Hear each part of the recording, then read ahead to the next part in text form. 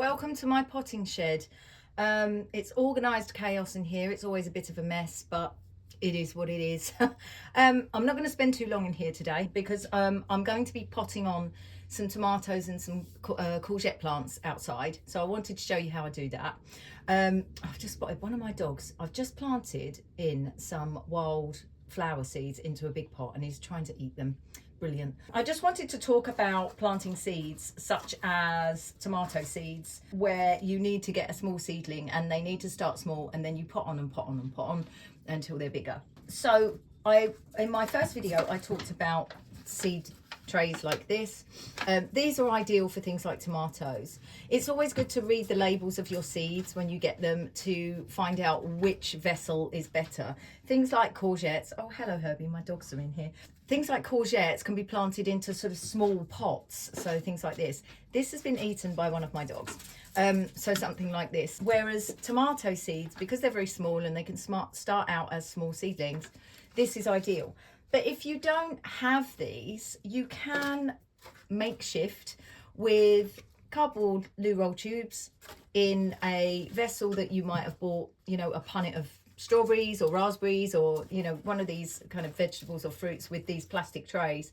You fill up these with your compost, wet them, water them, and I would recommend using a small watering can with one of those small fine roses, so you're not absolutely soaking, but you do a fine water of the soil. Then you plant your seed, and then you can put a light layer of soil over the top.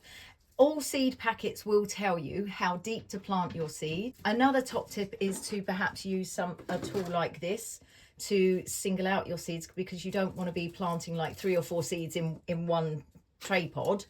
To be honest, I don't use this very much. I tend to use either a little bit of paper, or I'll just be very, very careful in how many seeds I pick out of my hand. But if I've got sort of wet or dirty hands, I'll get a little bit of paper, fold it up, put the seeds in, and then drop them in the seed trays like that.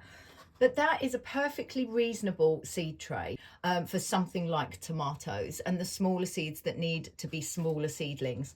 As I say, read the packets of your seeds when you get them, because they will advise you on how they can be sown. So for example, things like carrots like to stay where they've been sown, so they require a different type of sowing, and you don't get them to seedlings and transfer them. That's why I tend never to buy those sort of plugs at the garden centre that are carrots, because they don't like to be transferred. Whereas tomatoes, happily transferred into pot to pot to pot, have no issues with it at all, and it's something we need to do to grow a really strong root ball, and then you will plant them on and pot them on. So I'm going to go out in the garden now because it's really lovely and sunny, and I'm going to show you potting on and when you need to do that.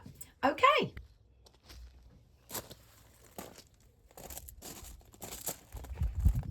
So this is a job that I would usually do in the potting shed, just because it's kind of easier, because I've got a desk thingy that I use. But it's such a beautiful day, I thought I'd show you out here. The one thing I wanted to say to you, which I neglected to while I was in the potting shed, because it was a bit warm, was that we're probably a bit late in the day to be planting in seeds such as tomatoes. It's a good idea to look up, you know, if you've got a specific fruit or veg that you want to start from seed, when the best time is to start that. Having said that, because we have such freaky weather nowadays, if you have a greenhouse or a warm windowsill that gets a lot of sun, you might be able to start those off. I can't promise anything. However, you can buy young plants like this from your garden centre, and I see no problem at all with cheating a little bit. Some people see it as cheating. I don't. I think you've still got to care for these plants as they grow. I don't think it's cheating if you need to go and buy some young plants from a garden centre to start your growing experience. Absolutely fine by me as far as I'm concerned. And obviously at certain times of year you'll be too late in the season to start from seed. So I'm going to put on some little tomato plants. In fact, I'm going to put on quite a few just because I've got some time today and I want to do them.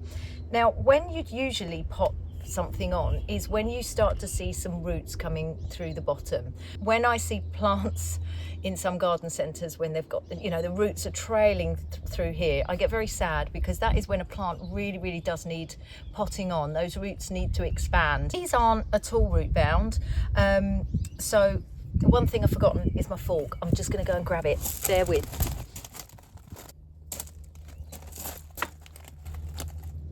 There's always going to be something with me. I'm always going to forget something. These aren't actually root bound at all. They would sit quite happily for another week or so in here. But what I want to do is get them going for the plant sale, and also I've got time today.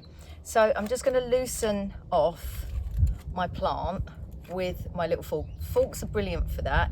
You've just got to be careful that you don't disrupt the roots and damage the roots, because that is, you know, the heart of the plant really when it comes to growing.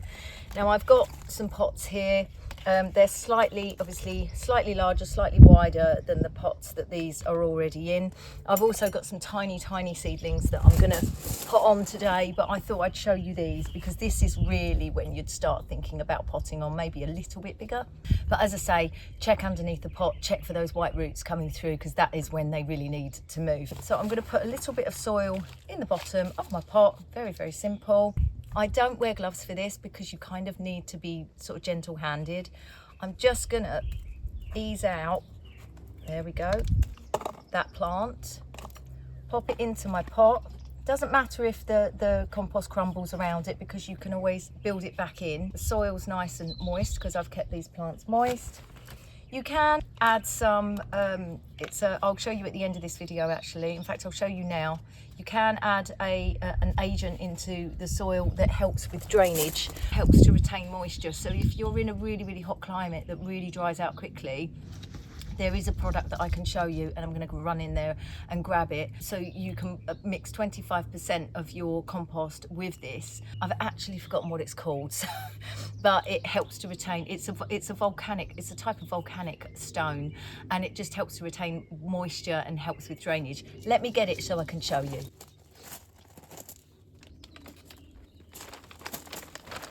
It's called Perlite for healthy root growth, rootings, cuttings and potting on, which is what we're doing today. I'm not going to bother with that right now because I've just potted on this little baby. So that is my new little pot. Once this gets a bit bigger, I will pot it on again until I pot it on into a really big pot, so that it will grow into a nice healthy tomato. Where's my water? So now all I'm going to do is water it, and I'm using a watering can with a watering can rose, because these are very delicate plants still. So you don't want to shove a load of water like from a big watering can on there, because you could end up sort of damaging the plant. And that is it. It might be worth keeping your pots in a tray if you are in a hot climate or if they're on a hot windowsill.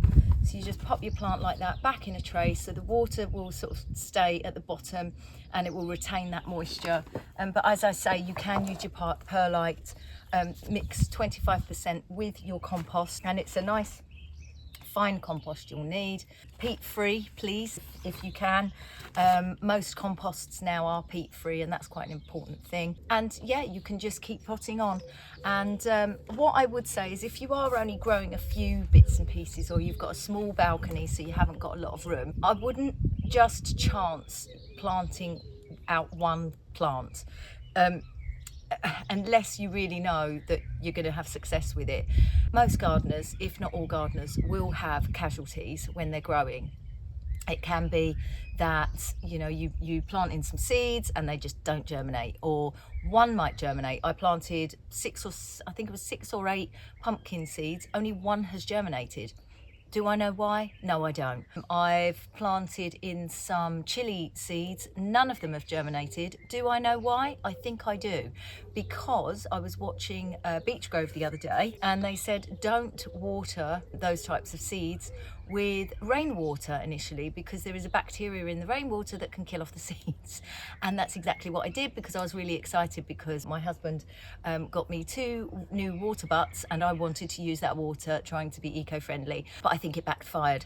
So what I would say is, if you are growing 1 or 2 plants, if you are growing tomatoes, maybe try 2, maybe get 2, and just, you know, see how you go, because if one doesn't work out, it can be ever so disheartening. So try with just 2. two and see how you get on. But I hope that's given you handy hints on how to pot on. And yeah, we will go and have a look at these in another video when they've got a little bit bigger, and I'll show you how to support them with canes.